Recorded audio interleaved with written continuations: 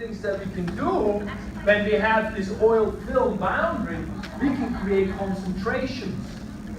So like, for example, I can say, when we talk about these ions, right, I can say like, hey, all the sodium ions, I want to have on the outside. I don't want on the inside of the cell. We push them all back out, whatever is in. These are actually going to be, never mind, we'll get to that later. And then when I have this concentration, then on the inside of the cell, let's say this is the inside of the cell and this is the outside, my sodium concentration is very small. And if I want some event happening, like an Irving pulse, for example, I can say, hey, look at that. All I have to do is create some kind of a pore, and here are pores, these are for smaller things like ions. Make some kind of a pore, and all of a sudden these sodiums can rush in. And the cool thing is, these sodiums have a charge. That's electricity. So now I can actually rapidly, passively open a gate, let all this charge coming in, because the concentration is so high on one side, they all want to disperse to the inside. And while they chemically disperse, they take a charge with them. And that changes, and that's an Irving pulse percent. So that's one way we can use that. Okay? But the membrane itself, the phospholipid membrane, that won't dissolve. That needs enzymes to work on that. That's why we got the enzymes, to work on covalent bonds. So yeah, so we have channel proteins that can open and close to take in things like glucose, larger molecules. Then we have pores that are channels for smaller molecules such as water and salt. So that's the sodium, for example, the ion, salts are the ion. And then we also have receptor proteins, and receptor proteins are kind of interesting because they look for, well, this is a schematic right over here, but they have a part on the outside of the cell that has a specific shape to it, like here's a square, and then it reaches to the inside of the cell, passes through it. And when a molecule on the outside goes onto it and attaches to it, it changes shape, and it has an effect on the inside of the cell. So sometimes, like this is, for example, a hormone, this little square that comes floating around and attaches to this receptor. And a hormone, like a growth hormone, for example, can attach to one of these, and the cell on the inside then says, well, we got to make more protein, we got to make more of this, we got to grow this body bigger and bigger and bigger.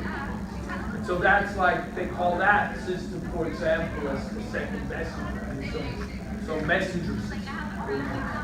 When the molecule can't go through. Some of the hormones are lipids. And so that's where the hydrophobic, hydrophilic comes in. Those hormones, for example, they'll go straight through it. There's no stopping them. And then they do stuff on the inside of the cell. A lot of them go to the nucleus to do things in the nucleus. Because it's a protein question. You know, what do we make more of? Very often. Any other questions on this? Good question. I like this slide just because one of the things it shows us is the omega-3 connection. And these are phospholipids made with mostly saturated fatty acids. Well, I should say red. And these are unsaturated fats. So we talked about in chemistry, right? The saturated fatty acids, they're all saturated. There's no kinks in them. They're all straight. They're all very dense. So that makes a very dense molecule. Unsaturated fatty acids, simply by, again, structure dictates function. They have kinks in them, so they take up more space. That makes an easier way for things to communicate with this cell membrane versus this cell membrane. It's one reason why unsaturated fats and omega-3s are very, very important, because when we look at the communication of a cell and the talking of the cell, it's not the brain, which we often call the nucleus, it's actually the cell membrane that the communication happens. And I had some bad times, so I saw a psychiatrist for a little bit, and we talked about it, about psych medicines, And I said, so what about this omega-3 thing? And he was very clear that a lot of pathologies, mental pathologies, have a very imbalanced, those people have a very imbalanced ratio of omega-3, omega-6 when you actually take a blood test and you measure it. And so simply by putting them back on the omega-3s and getting good fish oils, for example, they get more into this state and they have better communication between the cells and they don't necessarily have to take all those antipsychotic drugs or whatever they take. Because if you think about a serotonin reuptake inhibitor, it's about one of these things that attach to the cell membrane that communicate with the cell that gets disrupted. And I can take as many as I want of these. If this ratio is goofy and is not nice, the effect of what I'm taking is not going to be the same. So we just have to keep that stuff in mind. So it's very interesting. But this is a good place where I feel like we can sort of see we are what we eat. So I don't really understand why like being messy like that makes it so that you could absorb the message easier. Is it like less densely packed and so then it has like more? Yeah, the penetration, it goes through easier. Penetration is easier. It can communicate from the outside of the cell to the inside of the cell. So it's the fluidity. It's also the firmness, the stoicness of these cell membranes. The ones with more unsaturated fatty acids, they're more fluid. They're not as tightly packed. So they're not like, it's the oil at the bottom question in some ways if you visualize it. Let's see, in order to let hydrophilic substance come into the cell, channel proteins inserted in the membrane let specific substance through. Oh, we talked about that already now. Receptor proteins let communication molecules such as a hormone attach. They then, through changing their shape, tell the inside of the cell what to do. So we just did that. That's pretty nifty. The outside of the membrane is also covered by molecules that identify who the cell is. So that is a film that lets us say, hey, this is me as a cell that is owned by me. It's not a bad virus, it's not a bacteria that comes from the outside. It's an identifying structure. So we can recognize each other. And it's crucial for the immune system in particular, because in the immune system, you want to make sure when you attack something, it's the right thing to attack. You're not attacking self. That would be called an autoimmune disease. So when we get to the immunity, we'll have to talk more about that. Do cancer cells grow these little hairy things then? Yeah, sometimes they do that. But what's that sugary stuff called on top there? Glycocalyx. So they have this look at the fuzzies, look at the fuzzies. The glycocalyx is a thin film of sugar outside of the cell membrane. It's specific to each cell and to others, or to us as an organism. And so it's a place where the system can recognize self to non-self. Can it distinguish between cancerous versus non-cancerous? Well, I'm sure some, but I'm not sure where that communication falls apart and then it's not attached to cancer cell. I don't know that. I do know that the school where the cells learn, the immune cells learn what is self and what is not self. That happens either in the bone marrow or in the thymus up here. That's where the T cells, the thymus cells learn that. That's why they're called T cells. And then they learn to know what self means, and so everything else is non-self. They can attack that easier.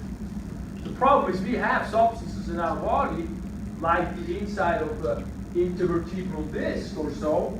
That's a shell with a strong substance on the inside. The body's never seen that. So when you have the disc herniation, I know that because I deal with that, then there is inflammation happening because the cells will attack that, because it's not seen that.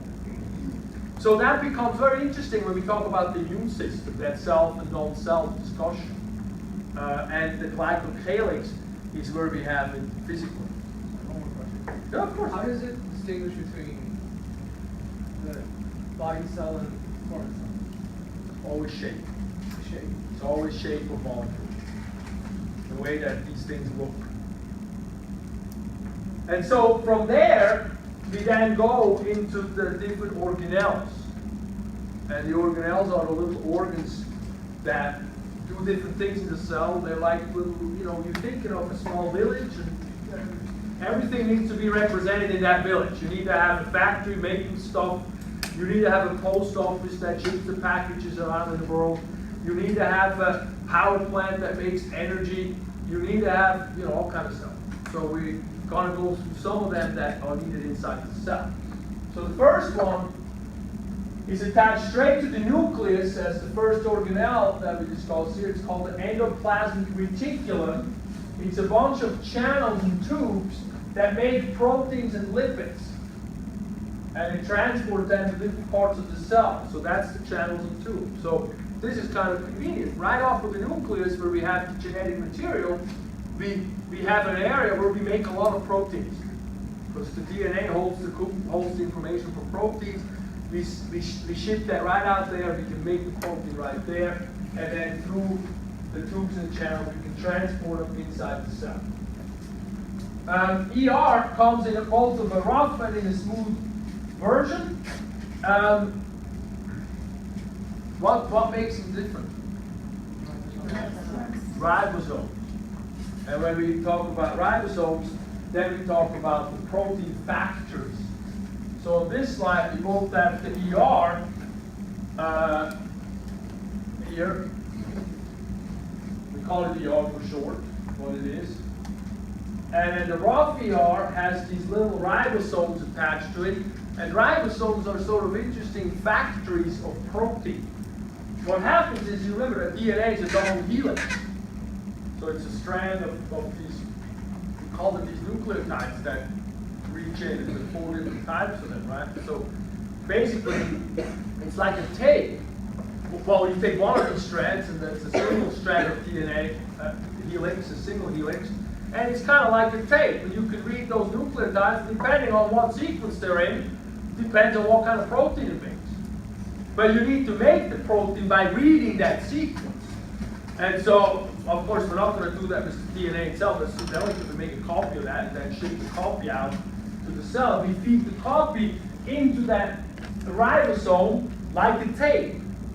And then the ribosome has the ability to read the tape and bring the amino acids together that make the protein. And so that's really what the ribosome is. It's a protein factor. And in terms of the test, I got these like, what's the protein factor? Oh, it's a ribosome. So you kind of like go with these big names of it. Okay? Yeah. So when it talks about, like, it says the function of the ER is to synthesize proteins and lipids. Mm-hmm. So I thought that, like, the ER, like, that's where they made the protein. Well, like, so what's the, I don't understand, like, the ribosomes are on the rough. Yeah, that's where that like synthesizing protein goes for both. Is actually the ribosome, but a lot of the ribosome is on that ER, and that makes it rough. So it's really like the ribosomes that are doing it? The ribosome really make the protein, but they're on the ER. A lot of them are on the ER. Some of them are free floaters. Mm-hmm. But even in the ER, when you say, oh, it makes protein, you can then say, well, the ribosome on the ER makes the protein. But it's on the ER. It's embedded in the ER. But so if you had a question that was like, what is the factory, you want us to put ribosome, not ER? Yeah, and if there's a confusion and we do it wrong, it's my fault. You all get a point. Don't worry about it. It's not for me. If there's questions like that, I usually just eat off them and don't worry about it. It should. I think the first test is pretty clear. I think I try to steer away from those kind of questions if I can. And if I got one and it's a trick question, then you better call me over and beat me up. Sort of like, verbally.